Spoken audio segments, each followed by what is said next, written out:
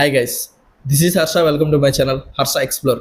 ఈ video interesting and informative ఉండబోతుంది. పూర్తిగా చూడండి, అస్సలు స్కిప్ చేయదు. ఎందుకంటే ఇది మన ఎడ్యుకేషన్ సిస్టమ్ గురించి అయితే చేస్తున్నాను.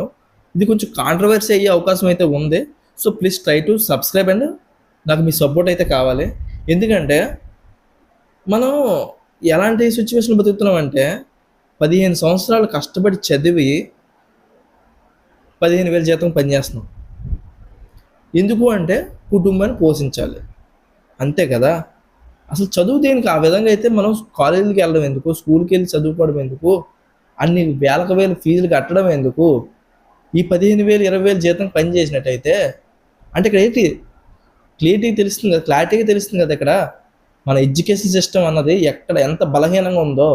ఇప్పుడు చదువు అంతా అయిపోయి బయటకు వచ్చి కష్టపడి చదివేశారు కదా, డిగ్రీలు పీజీలు ఎంటెక్లు ఎంసీఏలు అన్నీ చేసి బయటకు వచ్చిన ఉన్నారు కదా. అందరూ కదమ్మా, కొంతమంది చెప్తున్నాను. మళ్ళీ అందరూ అంటే హర్ట్ అవుతారు కాబట్టి కొంతమందినే. వీళ్ళు ఎలాగయ్యారు అంటే నేను కూడా ఉన్నా. మేడిపండు చూడు మేలిమై ఉండను, పొట్టవిప్పు చూడు పురుగులుండు, పిరిగివాని మధ్యన బెంక మేలాగురా, విశ్వదాభిరామ వినురవేమ. అంటే మేడిపండు ఎలా ఉంటుంది? దగ్గ దగ్గ దగ్గ అంటే హైలైట్గా ఉంటుంది అనమాట, అట్రాక్టివ్గా ఉంటుంది. కానీ ఓపెన్ చేస్తే అందులో పురుగులు ఉంటాయి అంట. తర్వాత విషయం ఇంకోటి, అలా ఉందన్నమాట. వీళ్ళకి ఎలా ఉంటుందంటే మన యూత్ అందరూ ఎలా ఉన్నామంటే, అబ్బా అబ్బా అబ్బా డిగ్రీ చేసినాడు, బీటెక్ చేసినాడు, కానీ నాలెడ్జ్ లేదు. ఈక్వల్ టు ఎంసీ స్క్వేర్ ఎవరు కనిపెట్టారు? తెలియదు బ్రో.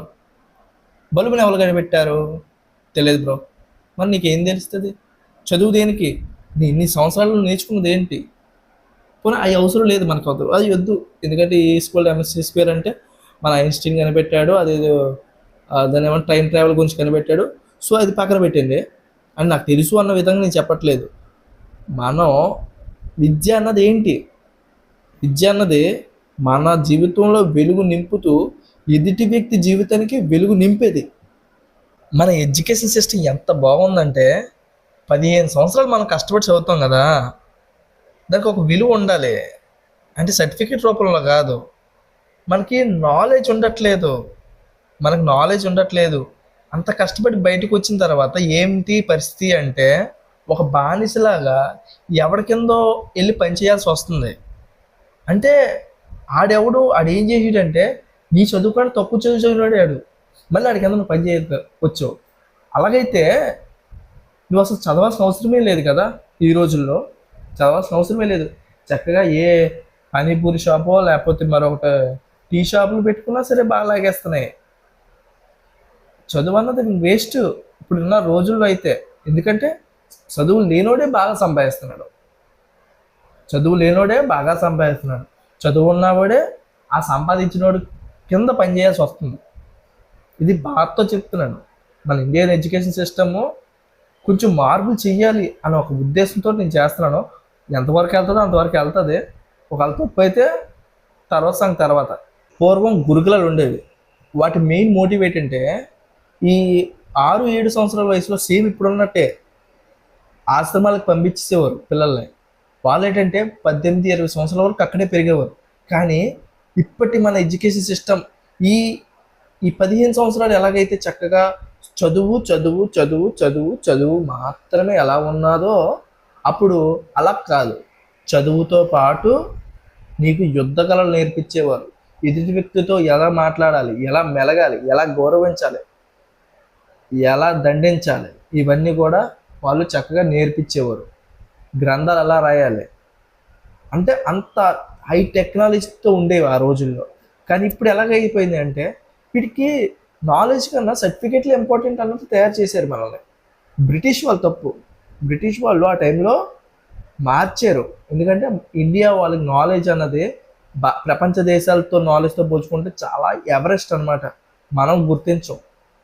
సత్యనాదెల్లా అంటే మైక్రోసాఫ్ట్ CEO వీళ్ళందరూ కూడా చాలామంది విదేశాల్లో ఉన్నత స్థానాల్లో ఉన్న ఎంతోమంది మన ఇండియన్ స్టూడెంట్సే.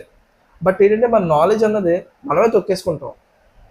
బయటికి రానివ్వం, బయటికి వెదగనివ్వం, పైకి వెళ్ళనివ్వరు ఎవరోనూ.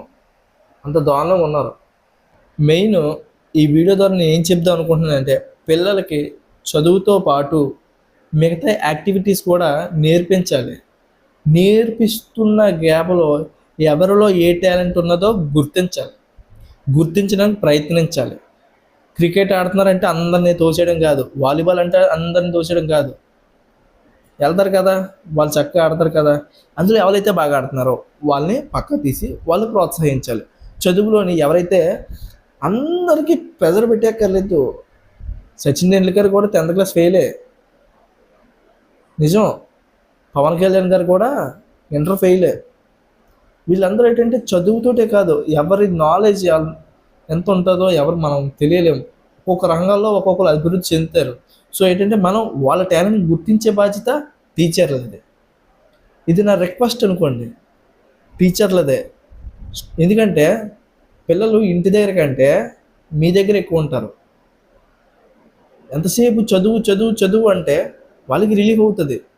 రిలీఫ్ అవుతుందా? అవ్వదు.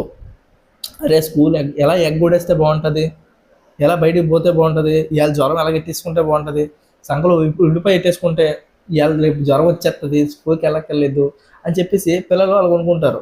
అలాగని అందరినీ, నా ఉద్దేశం ఏంటంటే ఇలా కాదు, పిల్లలకు కూడా సరైన దారిలో నడిపించాలి. నడిపించట్లేదా ఇప్పుడు అంటే నడిపిస్తున్నారు, కానీ పిల్లల్లో ఏ టాలెంట్ ఎలా ఉన్నదో గుర్తించాలి.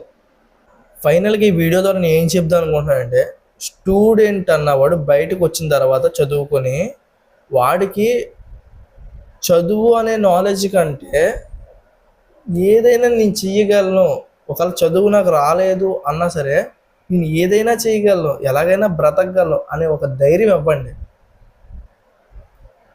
ఇండియన్ ఎడ్యుకేషన్ సిస్టంలో ఇప్పుడు ఏంటంటే వీళ్ళు చదువుకుంటున్నారు, తీరా చదువు అవ్వడానికి ఏమైంది అంటే నాలెడ్జ్ లేదు. ఆ నాలెడ్జ్ అన్నది చదువుకుంటున్న రోజుల్లోనే ఇస్తే బయటకు వచ్చిన తర్వాత హ్యాపీగా ఉంటారు వాళ్ళు. ఇప్పుడు బయటకు వచ్చిన తర్వాత నాలెడ్జ్ కావాలంటే ఎక్కడి నుంచి వస్తుంది? ఒకసారి ఆలోచించండి. కానీ ఈ వీడియో ఎవరికైనా ఇబ్బంది పెడితే నన్ను క్షమించండి. ఈ వీడియో ఇంతే. జై హింద్.